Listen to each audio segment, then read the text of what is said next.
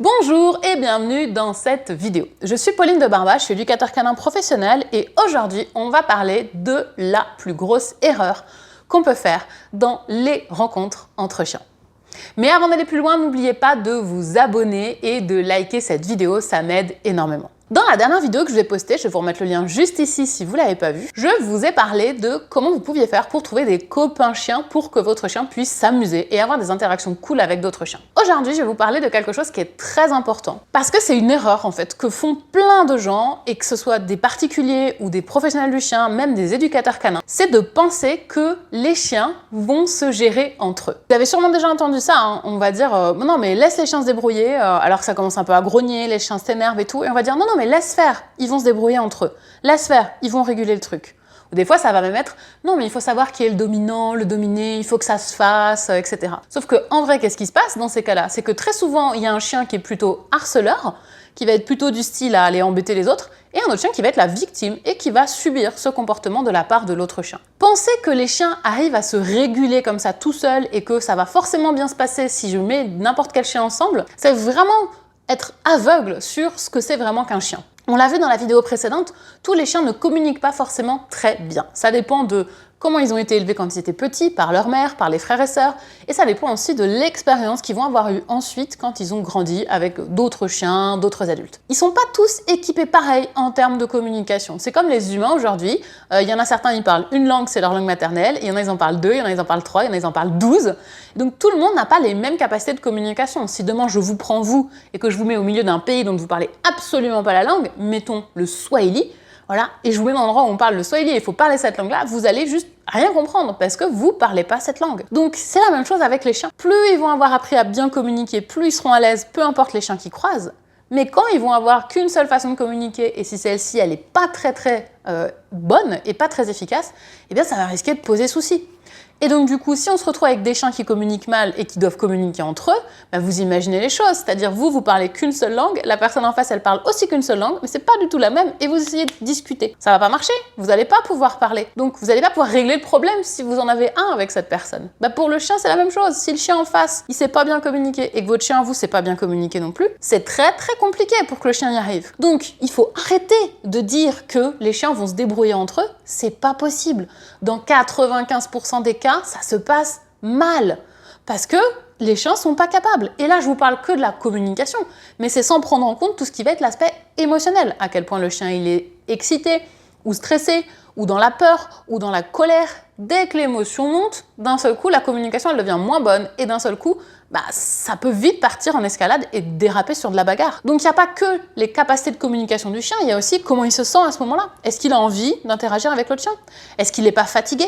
Est-ce qu'il n'est pas trop excité et du coup il va faire un peu n'importe quoi? Donc il faut prendre tous ces paramètres-là en compte et clairement juste de dire laissez les chiens se débrouiller entre eux, ils vont faire leur vie et puis ils vont se débrouiller. C'est vraiment hyper dangereux, c'est un très mauvais conseil. C'est quelque chose qu'on avait d'ailleurs proposé à mon conjoint pour son chien qui était entre guillemets agressif, donc c'était un chiot qui était pas très bien codé, donc on dit souvent que le chien n'a pas les codes canins, il était pas très bien codé.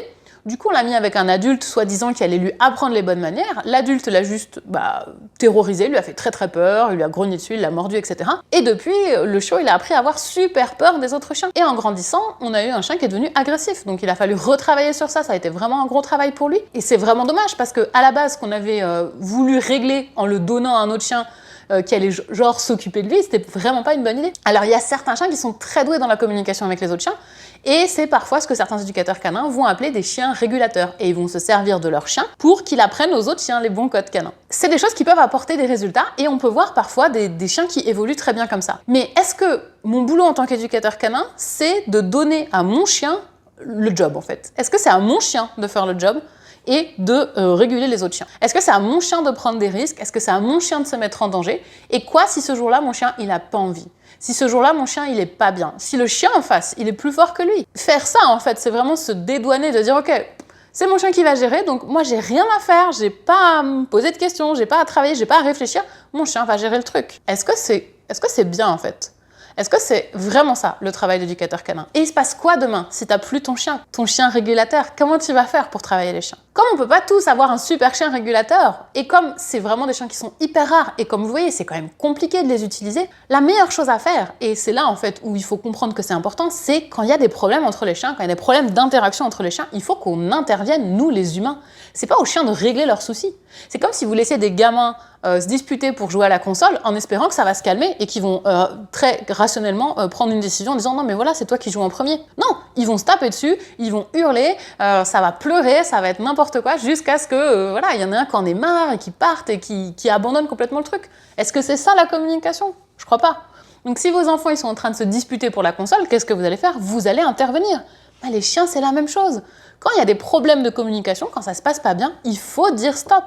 Non seulement pour protéger le chien qui est la victime de la situation, mais aussi pour que le chien qui est, on va dire, l'agresseur, même si c'est pas forcément une grosse bagarre, hein, parfois ça peut être juste un chien qui est un peu harceleur, mais qui est très fatigant pour les autres, je veux pas que ce chien-là, il apprenne que c'est ok de faire ça, et je le laisse faire, et personne n'intervient pour le stopper. Arrêtez de laisser vos chiens se gérer entre eux, et intervenez, prenez les devants, faites en sorte que vos chiens apprennent à bien se comporter parce que vous leur dites stop quand c'est stop et vous leur dites que c'est bien quand c'est bien. Si c'est quelque chose que vous voulez faire avec vos chiens parce que vous savez pas forcément comment faire pour stopper votre chien ou pour bien le récompenser quand il fait bien et comment faire pour construire la communication chez votre chien si elle n'est pas bonne, c'est exactement le sujet dont on va parler ce mois-ci dans le cours Par les chiens. Donc je vous invite à aller dans la description de cette vidéo et à cliquer sur le lien si vous voulez rejoindre la formation et apprendre comment faire pour lire votre chien, comprendre comment il se sent, est-ce qu'il est bien, est-ce qu'il n'est pas bien, mieux comprendre la communication entre les chiens et surtout savoir comment réagir quand ça se passe mal et surtout voir que ça va mal se passer, c'est-à-dire de ne pas être au stade où il y a la bagarre, mais d'intervenir le plus tôt possible pour que ça se passe le mieux possible. Donc voilà pour cette vidéo, j'espère qu'elle vous a plu. Pour moi, c'est un sujet super important parce que c'est vraiment une idée reçue qui court encore partout et qui porte préjudice et qui a des conséquences graves. Hein. Le fait d'avoir un chien qui devient agressif suite à ce genre de situation, c'est très courant et c'est pas normal, il faut que ça s'arrête. Donc n'hésitez pas à partager cette vidéo si vous l'avez trouvée pertinente et si vous pensez que c'est quelque chose qui devrait être plus connu des gens autour de vous. Dites-moi dans les commentaires si cette vidéo elle vous a plu, si elle vous a aidé et s'il y a d'autres thématiques qui vous intéresseraient sur le même sujet, comme ça je pourrais vous faire plus de vidéos là-dessus. Et puis bah écoutez, je vous dis à très bientôt pour Parler Chiens.